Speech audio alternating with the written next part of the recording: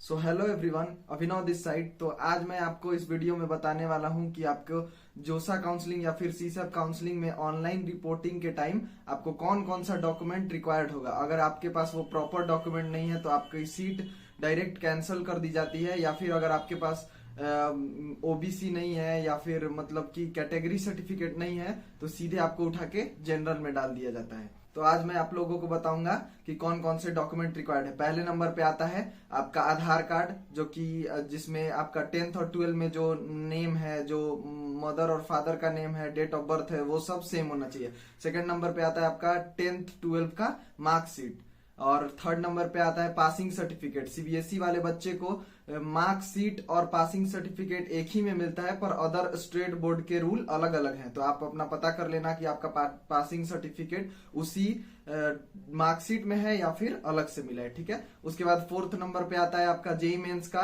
Score card और admit card. अगर आप दोनों अटेम्प्ट में अपीयर हुए हैं तो दोनों अटेम्प्ट के अपना प्रिंट आउट निकाल के रख लेना या फिर डाउनलोड रख लेना, ताकि जैसे ही जरूरत पड़े आपको आप निकाल सकें।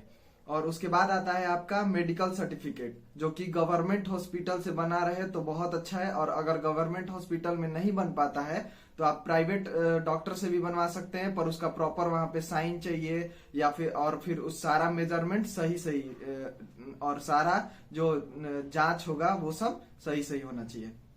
उसके बाद अगर आप ड्रॉपर हैं तो आपको एक बनवाना पड़ता है गैप सर्टिफिकेट, जो कि बताता है कि आप 12 के बाद एडमिशन नहीं ले रहे हैं, 12 करने के बाद एक साल ड्रॉप लेके और फिर एडमिशन ले रहे हैं, तो आपको एक गैप सर्टिफिकेट बनवाना पड़ेगा, जो कि बनता है कोर्ट में। किसी भी आप एडवोकेट से जाके बोलेंगे तो जोसा के साइट पे आपको गैप सर्टिफिकेट का फॉर्मेट दिया होगा, तो वही डाउनलोड करके आप उसका एफिडेविट निकलवा सकते हैं। उसके बाद आता है कैटेगरी सर्टिफिकेट। अगर आप ओबीसी या फिर ईडब्ल्यूएस से बिलोंग करते हैं तो आपका कैटेगरी सर्टिफिकेट, ये जरूर ध्यान रखना कि 1 अप्रैल 2023 के बाद बना होना चाहिए, तभी वो अप्लाइड हो पाएगा। और अगर आप एससी एसटी से बिलोंग करते हैं तो पुराना भी चलेगा, ठीक है। उसके बाद और सारे डॉक्यूमेंट जो है आपको वो सेंट्रल गवर्नमेंट से इशूड होना चाहिए। जैसे कि मैं बिहार से हूं तो हमारे यहाँ 2 तरह का बनता है, एक बिहार गवर्नमेंट के द्वारा इशूड रहता है और एक सेंट्रल गवर्नमेंट का। तो हमेशा सेंट्रल गवर्नमेंट ही इशूड इस जोसा काउंसलिंग और सीसैप काउंसलिंग में चाहिए। उसके बाद आता है आपका कैरेक्टर सर्टिफिकेट, जो कि जहां से आप 12 किए होंगे, जिस स्कूल या फिर जिस बोर्ड से, वहां से आपको कैरेक्टर सर्टिफिकेट मिला होगा, उसका यूज आएगा।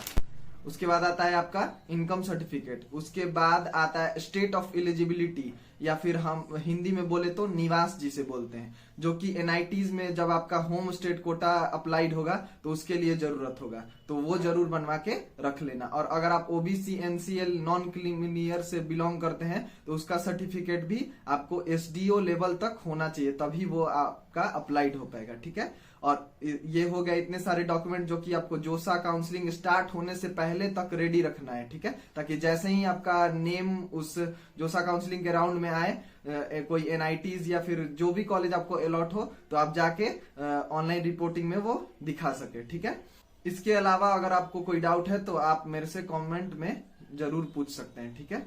तो इसी तरह के इन्फॉर्मेशन के लिए JoSAA counselling, CSAB counselling, JEE advance, JEE mains के हर तरह के इन्फॉर्मेशन के लिए आप मेरे चैनल को जरूर सब्सक्राइब कर देना, ताकि जैसे ही कोई न्यूज आता है मैं सबसे पहले आपको इन्फॉर्म कर दूंगा, या फिर डॉक्यूमेंट रिक्वायर्ड होगा वो बताऊंगा, कैसे ओबीसी एनसीएल बनाना है वो भी बताऊंगा। इसीलिए मेरे चैनल को सब्सक्राइब करके नोटिफिकेशन बेल जरूर ऑन कर लीजिएगा। और अगर आपको ये वीडियो इन्फॉर्मेटिव लगा, आपके लिए हेल्पफुल था, तो आप एक लाइक जरूर कर देना।